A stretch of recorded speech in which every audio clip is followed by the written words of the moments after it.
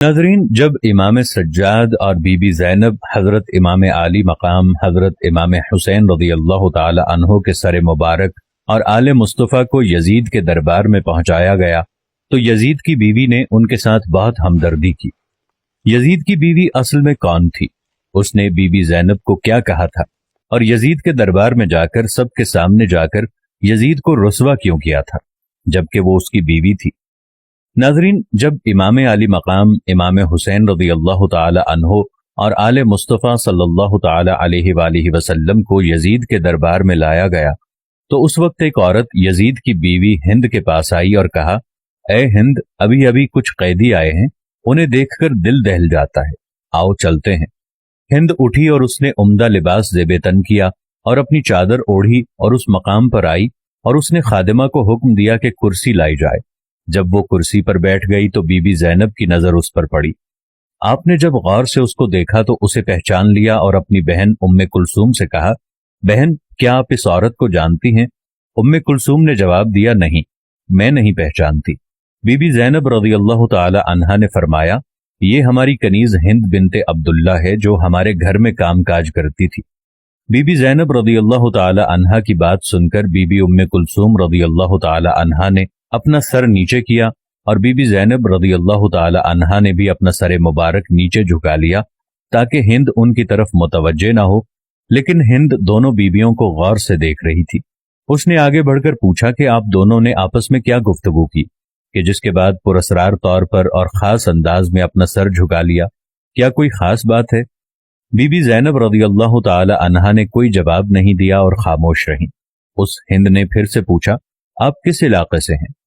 अब बीबी ज़ैनब रज़ियल्लाहु ताला अन्हा खामोश न रह सकीं और फरमाया, हम मदीना मुनव्वरा के रहने वाले हैं। जब हिंद ने मदीना मुनव्वरा का नाम सुना और अपनी कुर्सी छोड़ दी और एहतराम से खड़ी हो गई और पूछने लगी, बहन, क्या आप मदीने वालों को जानती हैं? बीबी ज़ैनब रज़ियल्लाहु ताला अन्हा ने फरमाया, तुम किन मदीना वालों के बारे में पूछ रही हो? हिंद ने कहा, मैं अपने आका और मौला इमाम अली रज़ियल्लाहु ताला अन्हो और उनके घर वालों के मुतालिक पूछना चाहती हूँ। इमाम अली रज़ियल्लाहु ताला अन्हो का नाम लेकर हिंद की आंखों से आंसू जारी हो गए और वो खुद कहने लगी कि मैं उस घर की खादिमा थी और वहां काम किया करती थी, मुझे उस घराने से बहुत मोहब्बत है। बीबी ज़ैनब रज़ियल्लाहु ताला अन्हा ने पूछा, तुम उस घर के किन अफराद को जानती हो और किन के मुतालिक पूछना चाहती हो? हिंद ने कहा, मैं इमाम अली रज़ियल्लाहु ताला अन्हो की औलाद का हाल मालूम करना चाहती हूँ। मैं इमाम हुसैन रज़ियल्लाहु ताला अन्हो और औलाद हुसैन रज़ियल्लाहु ताला अन्हो और इमाम अली रज़ियल्लाहु ताला अन्हो की पाकबाज बेटियों का हाल मालूम करना चाहती हूँ। खास तौर पर मैं अपने आकाज़ादियों ज़ैनब रज़ियल्लाहु ताला अन्हा और उम्मे कुलसूम रज़ियल्लाहु ताला अन्हा की खैरियत मालूम करना चाहती हूँ और इसी तरह हज़रत फातिमा रज़ियल्लाहु ताला अन्हा की दूसरी औलाद के मुतालिक मालूम करना चाहती हूँ। बीबी ज़ैनब रज़ियल्लाहु ताला अन्हा ने हिंद की बात सुनकर अश्कबार आंखों से जवाब दिया, तूने जो कुछ पूछा है मैं तुझे तफसील से बताती हूँ। तूने हज़रत अली रज़ियल्लाहु ताला अन्हो के घर के मुतालिक पूछा है, हम इस घर को खाली छोड़कर आए हैं। तूने हज़रत हुसैन रज़ियल्लाहु ताला अन्हो के मुतालिक दरियाफ्त करना चाहा है, तो ये देखो तुम्हारे आका हज़रत हुसैन रज़ियल्लाहु ताला अन्हो का सर तुम्हारे शौहर यजीद के सामने रखा है। तुमने औलाद अली रज़ियल्लाहु ताला अन्हो के मुतालिक पूछा है, तो हम हज़रत अब्बास रज़ियल्लाहु ताला अन्हो समेत सभी नौजवानों को करबला के तपते सहरा में बेगुस्लो कफन छोड़ आए हैं। तूने औलाद हुसैन रज़ियल्लाहु ताला अन्हो के मुतालिक पूछा है, तो उनके सब जवान शहीद हो गए हैं। सिर्फ एक इमाम सज्जाद बाकी हैं जो तेरे सामने हैं और बीमारी की वजह से नातवा हैं।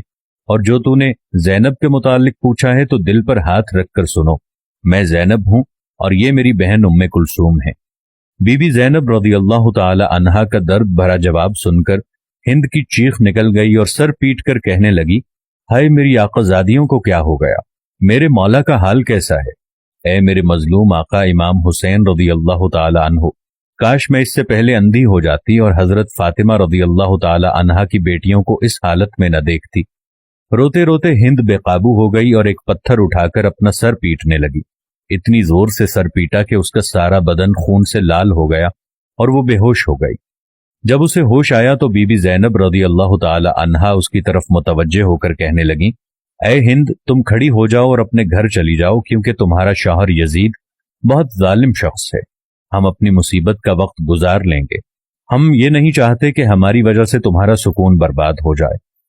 ہند نے جواب دیا، یا خدا، مجھے میرے آقا و مولا حسین رضی اللہ تعالی عنہ سے زیادہ کوئی عزیز نہیں، میری پوری زندگی کا سکون ختم ہو چکا ہے اور میں اب اپنی زندگی کے باقی لمحات اسی طرح روتے ہوئے گزاروں گی، اور اے میری آقا زادیو، میں آج سے درخواست کرتی ہوں کہ آپ سب میرے گھر آئیں، ورنہ میں بھی آپ کے ساتھ یہیں بیٹھی رہوں گی اور اپنے گھر نہیں جاؤں گی۔ یہ کہہ کر ہند کھڑی ہو گئی اور اپنی چادر اتار کر منہ کو پیٹتے ہوئے یزید کے سامنے آئی۔ یزید اس وقت بیرون ملک سے آئے ہوئے کچھ لوگوں کے ساتھ بیٹھا ہوا تھا۔ اس نے یزید سے مخاطب ہو کر کہا کہ اے یزید، کیا تم نے حکم دیا تھا کہ میرے آقا امام حسین رضی اللہ تعالی عنہ کا سر مبارک نوک نیزہ پر بلند کیا جائے اور دروازے پر لٹکایا جائے؟ یزید نے اپنی بیوی کو اس حالت میں دیکھا اور وہ فوراً اٹھ کھڑا ہوا اور بھرے دربار میں اس کا ننگا سر دیکھ کر اسے برداشت نہ کر سکا، اسے چادر پہنائی اور کہنے لگا کہ ہاں، میں نے حکم دیا ہے، اب تو نواسہ رسول پر ماتم کرنا چاہتی ہے تو بے شک کر، لیکن حقیقت یہ ہے کہ ابن زیاد نے جلد بازی سے کام لیتے ہوئے امام حسین کو قتل کر دیا۔ جب یزید نے مکر و فریب سے بھرے جملے کہے تو اس وقت اس نے ہند کو چادر اوڑھائی تو ہند نے کہا کہ اے یزید، خدا تجھے تباہ کرے، اپنی بیوی کو سرے دربار ننگا سر دیکھ کر تیری غیرت جاگ اٹھی، مگر تو رسول زادیوں کو سر عام سر برہنہ بازاروں اور اپنے درباروں میں لایا ہے، اور ان کی چادریں چھین کر انہیں نامحرموں کے سامنے لاتے وقت تیری غیرت کہاں مر گئی تھی؟ لعنت ہو تجھ پر اے یزید۔ یہ منظر دیکھ کر یزید کی سب عورتیں چلا اٹھیں اور یزید کے محل میں ایک ماتم بپا ہو گیا۔